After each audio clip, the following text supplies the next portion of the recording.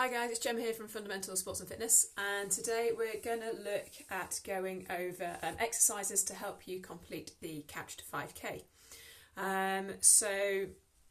It might be that you're, let's say, probably pretty new to running then if you just started the Couch to 5K, and it can sometimes be a bit of a shock to your system. So you may find that exercises are going to be one of the key things to do as well as your running. Now's a great time to incorporate it all because you've got more time on your hands, or hopefully have got more time on your hands with work being as it is at the moment. So you can incorporate the exercises into your daily routine a little bit more. So that will help it not be quite so much of a shock to your system. I'd also try and recommend varying the surfaces that you're running on. So you've got your pavement, road, trails, even going onto fields and things like that. It's going to help get you a better runner, but also will help some of the impact work on your knees, hips, legs and back and things like that. I often hear sort of the common issues that come through and aches and pains that happen are within your hips, knees, shins, feet, and all of these things then relate to usually sort of a weakness within the muscles supporting those joints. So if you're running 3 times a week, which is what most of the Couch to 5K apps put you in touch with, I'd say you want to be doing at least 1 strength session a week. If you're able to do more than that, fantastic. It's just going to mean your progress is much, much quicker, and you should have less aches and pains and things like that happening. I'd also then try and say incorporate some stretches and foam rolling into your routine, so you could get into like a really good habit to build on with it all. But today's Chit Chat Thursday, we're just going to focus on some exercises that are going to help you, that you can incorporate into your strength routine. Some you may already know, some might be completely new to you, but we're going to focus on the lower body element of it this week as well. If you want to look at some of the upper body exercises, flick back to the live chat that's pre-recorded on here that we did last week. That'll go through some upper body, but this week just going to focus on the lower body, particularly legs, glutes, and that sort of area that we're going to be looking at. With all of this, it then means you get some good hip mobility. We'll be strengthening your core and strengthening your legs throughout all of this. So they're usually sort of the common issues that come and arise with all of this. Now we'll keep the circuit nice and simple. What I'd say is you could either do it timing based, so you could be doing sort of 30 to 45 seconds of the exercise, have a rest again for 30 to 45, and then go on to the next exercise if you're wanting to do it as a circuit. Alternatively, if you want to do it reps based, I'd say look at doing 12 to 15 of each exercise.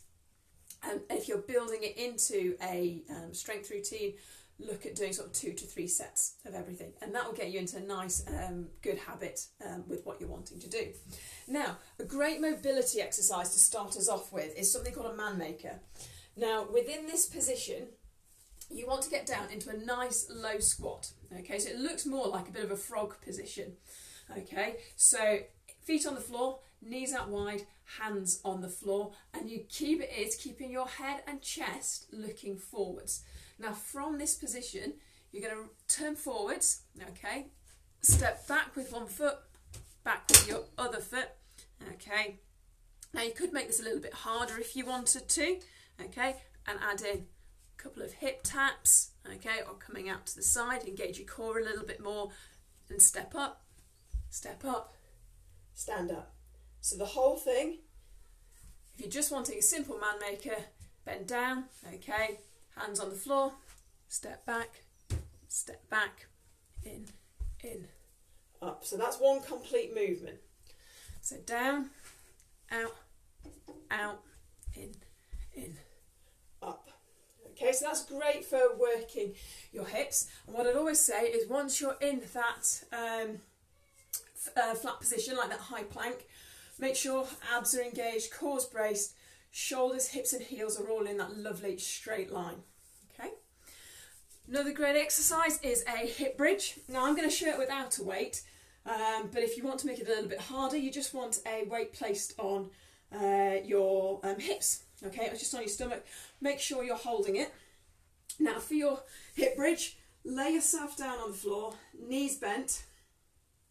You're going to raise your hips up by squeezing your glutes, and I want you to keep your hips nice and level as you squeeze up and lower down.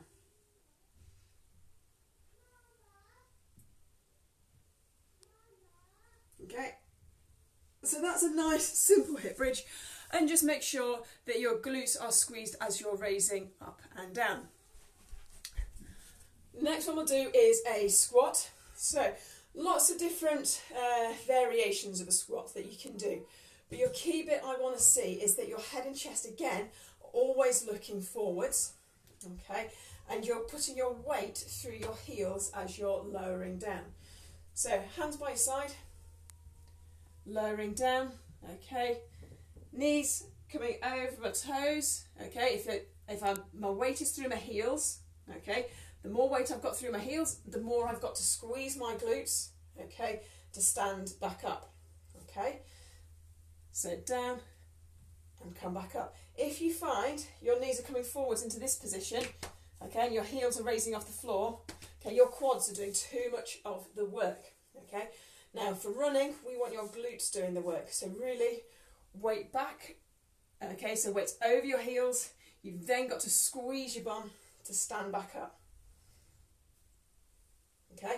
Common fault I see is when people want to get themselves lower, if they just bend from the middle, okay, so stop as soon as you feel yourself wanting to go forwards, okay, weight behind you, squeeze your glutes to stand back up. Okay, so that's going to be your key one. Weight back, that gets your glutes doing the work for you. Our next exercise is a clam, okay, but we're going to do it on your back. So it just gives a little bit more control as you're lowering down. So flat on your back, okay, knees bent up, feet flat on the floor. And then slowly, you want to make sure your back is pushed down. Take one knee out to the side. Squeeze your bum to bring it back to the middle. So one leg out, squeeze and back to the middle. Okay, and throughout the entire movement, again, make sure your hips aren't tipping to the side, okay? You want to make sure that everything is nice, controlled and squeezed together, okay? Because again, if you find that your hips are rotating, your glutes aren't doing the work, okay? It means that we haven't got the strength there, okay? So I'd rather you have a smaller movement and squeeze it back in rather than trying to open up too far and lose that element of control.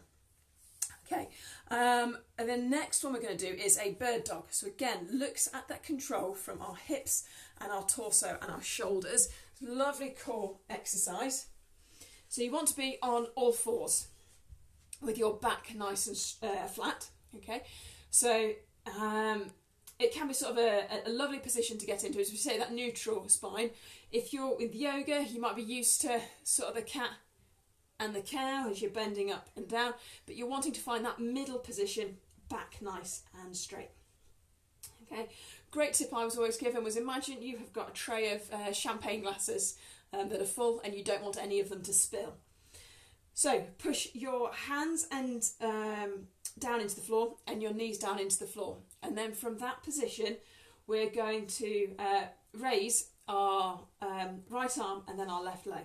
So it becomes slow and steady movement, again keeping our back nice and straight and flat and bringing it back in. So throughout this entire movement, again, your abs are probably going to be braced, okay, to keep it all nice and steady. If you're finding your shoulders are dropping to the side as you're lifting up, okay, keep your knees flat and just do the movement with your arms, okay, again until you've practiced keeping your back nice and straight. Again, if you then needed to, you could just progress it